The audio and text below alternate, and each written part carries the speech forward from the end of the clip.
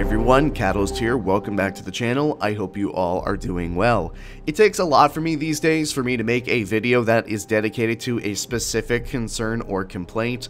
I really try to make my content be impartial to the state of the game because at the end of the day, you're here for good gameplay, tips on the game, and occasionally a commentary or essay. But unfortunately, ladies and gentlemen, this is one of those occasions where I do find the need to complain about something that has bothered me about 2042 for a while now, but is starting to become a very big issue in the game that I feel needs to be addressed. If you had to describe your experience over the last 2 months with vehicles in 2042, I would imagine it would be similar to mine. Most of my interactions with vehicles are as follows. A heavily armored transport vehicle either flies in or drives past and kills me instantly without me ever having a chance of escaping or dealing with it properly. The worst part being that these quote-unquote transport vehicles are without question the most effective vehicles in the game, as lighter vehicles such as the Nightbird, Bolt, and the Stealth Helicopter have either been removed from specific game modes or are simply not as desirable to play. This is a meta that has developed over time and has bled into the rest of the game because of the lack of class restrictions that allowed every player to run a rocket launcher if they wished to do so. And these large health pool transport vehicles are the only vehicles that could ever possibly survive multiple hits from an anonymous amount of rockets. That is without mentioning RAW hacks, SOFLAM spam, and Liz rockets. This has become such a problem that if you want to use other transport vehicles or combat vehicles, players have resorted to camping on map boundaries with 50mm and 30mm guns because they do not stand a chance closer to the objectives. And this is something that works both ways. If you are going into a vehicle player stream and they are flying a vehicle or trying to tank, they are consistently getting locked onto and bombarded by RAW hacks and rockets, among other things. The experience is just as annoying and feels just as helpless on the vehicle side as it does on the infantry side. Just as much as infantry players hate that the Super Hind can just fly around them and farm them effortlessly while absorbing multiple rocket blasts, vehicle players hate that that's their only option unless they want to get severely restricted in gameplay with other vehicles because anti-vehicle counters are so prevalent.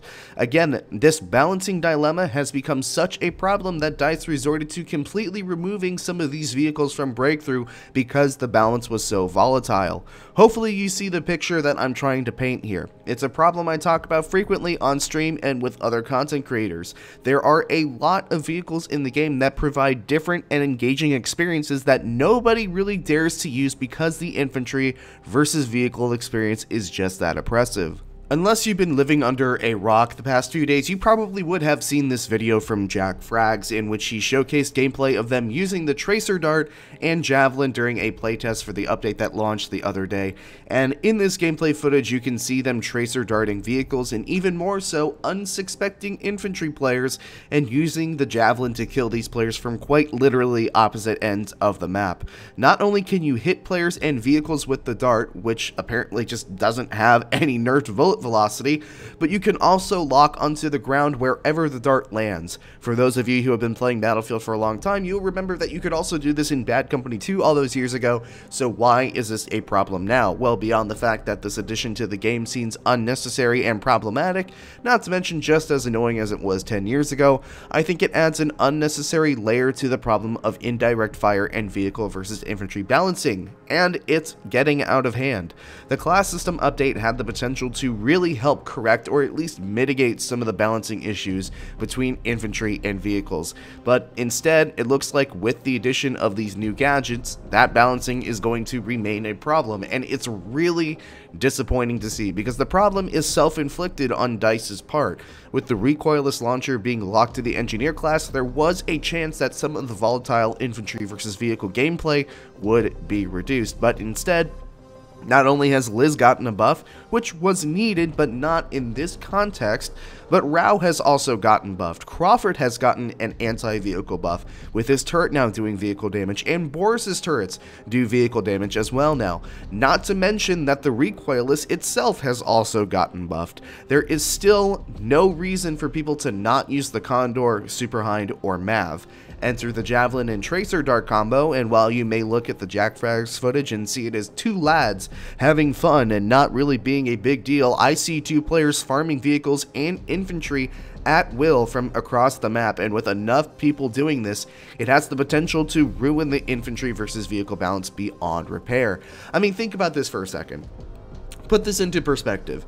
A RAW player can find a rat location with the spawn beacon, use the tracer dart, hack the vehicle, and then an engineer can destroy it effortlessly with a javelin, all within 15 seconds. And hell, you don't even need to use the tracer dart now that I think about it, since RAW's hack now paints vehicles for lock-on automatically. That is a devastating combo, and as you can see from these clips from Ash BF, who is a fantastic pilot and vehicle player, you don't even really need to visually see the vehicle to get a lock-on. He is locking on to this Nightbird through a building.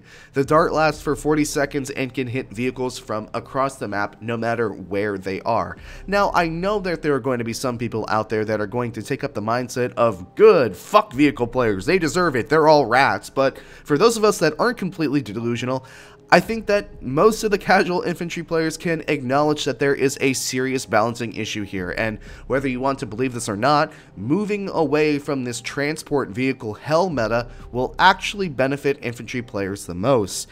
In a perfect world, the Super Hind and Condor get their health pool nerfed due to less rockets on play in the field.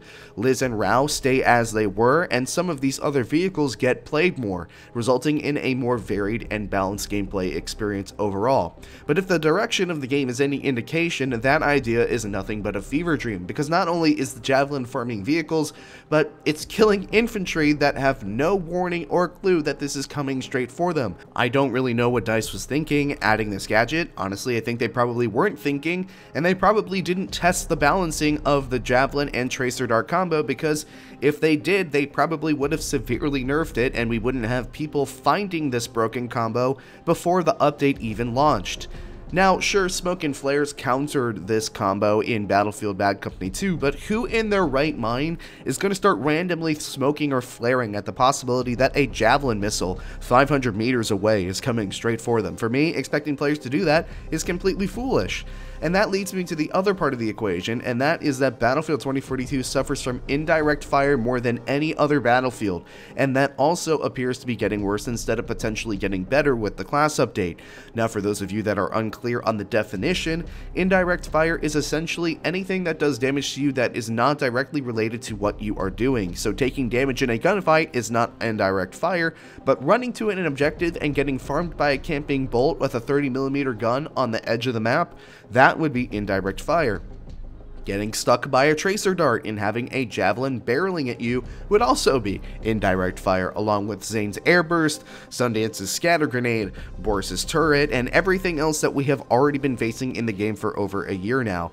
I've held the opinion for as long as the game has been released that you almost have to have run med pens or a med crate if you are not running a recoilless launcher, because the amount of indirect fire and chip damage that you take was so oppressive. That is no different from vehicle players having to use transport vehicles, because otherwise they will get completely spammed and smacked with lock-on missiles until they are dead. It is simply a multi-layered issue that I was hoping would get better with the class update, that I am really disappointed is appearing to be just as bad, if not worse, after the class update. This is my opinion from a primarily infantry player's perspective. The balance is just not good, and when gadgets like this enter the game that just make the balance between not only infantry and vehicle, but infantry versus infantry worse, it just doesn't make sense. Let me ask you a hypothetical question before we end the video today. Would you prefer having vehicles like the Nightbird, the stealth helicopter, the attack helicopter, maybe tanks being more prevalent? Would you like those vehicles back in Breakthrough and being balanced in Conquest, where you can one-shot most of these helicopters? Or would you rather continue to play with the Super Hind, Mav, and Condor dominating the game, where it takes multiple hits consecutively to kill just one, and they can run away and heal before you can actually kill them? These transport vehicles that have been equipped with strong weapons and are now meta, because that's the only vehicle type players can use to try and not get blown up instantly. It is a bad experience on both sides, and this needs to be addressed before it becomes unfixable. DICE's current method of balancing vehicles and around chaos and instant damage is not working. If we remove ourselves from this meta, not only would it allow for a wider variety of vehicles in the game, which would allow players to become skilled at specific roles instead of just hovering over objectives and tanking rocket shots, but I also believe that it will help kickstart the game towards much needed balancing changes. Perhaps jets will finally become playable and balanced now. Perhaps there might actually be some counterplay between vehicles, and even more so, there might be counterplay between vehicles and infantry instead of everything just being a near invincible fortress with a semi-competent pilot. That is the end of the video, ladies and gentlemen. Do you agree? Drop your opinion down in the comments. If you enjoyed the video, leave a like, and if you enjoyed it just that much, consider subscribing. New specialist rankings are going to be coming out this weekend, so be on the lookout for that. We are going to be doing something a little bit different with that one. Make sure you follow me on Twitter and join my Discord to stay up to date on videos and streams. Once again, thank you all so much for watching. My name is Catalyst, and I will see you all another time.